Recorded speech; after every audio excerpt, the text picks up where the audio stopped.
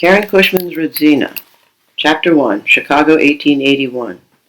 On a cold Monday morning in March, when a weak, pale sun struggled to shine, and ice glistened in the cracks in the wooden street, a company of some 22 orphan children with stiff new clothes and little cardboard suitcases boarded a special railway car at the station near the Chicago River. I know, because I was one of them. The station was noisier and more confused than Halsted Street on market day. Travelers carrying feather beds and bundles wrapped in blue gingham cloth shoved me aside in their hurry to get here or there. A man in a bright red jacket bumped into me and apologized in a language I didn't know. At least I assumed it was an apology because of all the bowing and tipping of his hat. So I said, "It's all right, mister, but I'd say you should know a little English if you expect to get wherever you're going." He tipped his hat again. One woman, burdened with children, blankets, a tin kettle, and a three-legged stove, finally put that stove right down on the platform, sat herself atop it, and began to cry. I knew how she felt.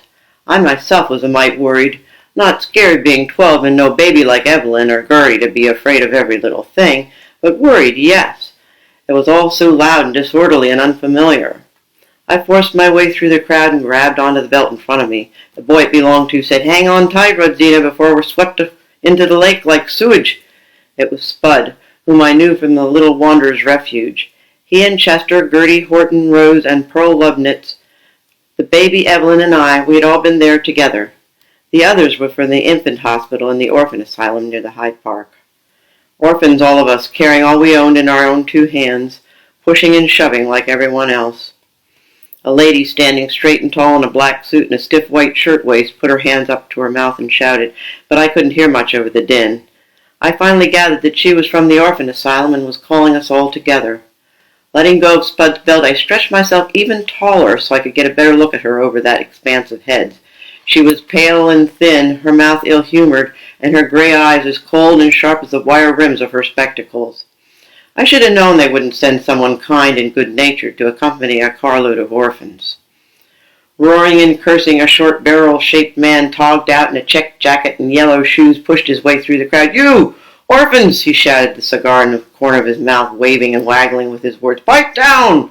I am Mr. Schrott, the placing out agent for the Association of Aid Societies, and that means I'm the boss and you do what I tell you. You are, you know, none of you too young to go to hell. Or to jail, so shut your mugs and line up." After my time on the street, I was used to being threatened with hell, so it didn't bother me much, but still I shut my mug. There was a silence from the other orphans, too, and we walked noiselessly to the train. Trains had hooted and rumbled behind our house on Honore Street, but I had never seen a locomotive up so close, looming like the fearful dragon of Wawel Hill in the story Auntie Manya used to tell, its smoke-stacked belching sparks, and a line of cars trailing behind like a tail of wood and iron. If I had been younger or smaller, even I might have been scared. Getting on this train had not been my idea. I wanted to go home, but I had no home any more except the Little Wanderers' Refuge, and they had sent me away to be sold as a slave. I knew that because a kid on the street, Melvin, had told me, "That orphanage ships kids on trains to the west," he said, "in freight cars. Don't feed 'em or nothing. Sells them to families that want slaves." He shook his head. "Orphans never come to no good end." I found that easy to believe, so I believed every word. No, I surely didn't want to get on the train, but the crowd of orphans shoved me onward. The long black wool stockings they'd given me at the orphan home itched something fierce, and pausing midway up the iron steps, I bent down to scratch my knees. 3 orphans knocked right into me. "You, Polish girl," said Mr. Schrott, his voice even louder than his jacket. "Try not to be so clumsy." Big boy behind me snickered. "Clumsy Polish girl," he said. "Ugly cabbage eater." Accidentally, on purpose, I swung my suitcase and cracked him on the knee. I knew he wouldn't try to get even with Mr. Schrott so close. Well, once up the steps, I looked back. This was the last I'd ever see of Chicago, this view of soot and ice and metal tracks. On such a cold, gray, blustery morning, it looked like a dead place, but at least it was familiar. Chicago had always meant Mama and Papa and the boys. Now Mama and Papa and the boys were gone, and home was gone, and soon Chicago would be gone. I felt like I was jumping out a 7th-story window, not at all sure someone was down below to catch me.